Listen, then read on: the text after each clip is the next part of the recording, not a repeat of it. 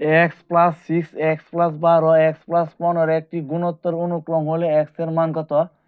এখানে একটি গুণোত্তর ধারা আছে, যেমন 12 plus 24 plus 48 plus dot dot plus 768 ধারাটি সমষ্টিগত। আমরা কি জানি, গুণোত্তর ধারার সময় সবসময় প্রথম পদ দ্বারা দ্বিতীয় পদ দ্বারা ভাগ দিব এবং দ্বিতীয় পদ দ্বারা তৃতীয় পদকে ভাগ দিব। ভাগ দিলে বারবার একই সংখ্যা থাকবে, যেমন 12 দিয়ে 24-কে ভাগ দিলে আমরা কি পাবো? 2। 24 দিয়ে 48-কে ভাগ দিলে আমরা কি পাবো? 2। তাহলে আমরা একইভাবে প্রথম পদ দ্বারা দ্বিতীয় পদকে ভাগ দিব এবং দ্বিতীয় পদ দ্বারা তৃতীয় পদকে ভাগ দিলে আমরা একই সংখ্যা পাবো।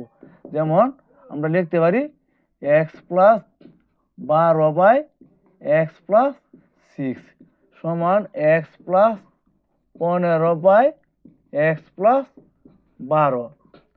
বা এখন আমরা আর গুণন করব, এক্স এক্স এক্স স্কোয়ার প্লাসের 12x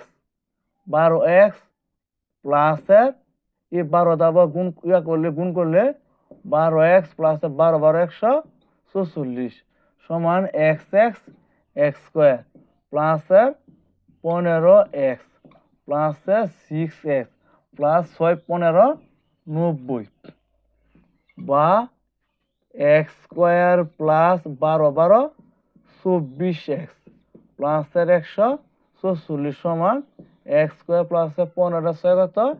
21x প্লাসের 90। এখন আমরা পক্ষান্তর করব। পক্ষান্তর করলে আমরা কি জানি, চিহ্ন পরিবর্তন হয়ে যায়। এক্স স্কোয়ার প্লাসের 24x এ প্লাস মাইনাসের এক্স স্কোয়ার প্লাস এদিকে কি আসবে? মাইনাসের 21x সমান 90, এটা হচ্ছে প্লাস, এদিকে কি আসবে?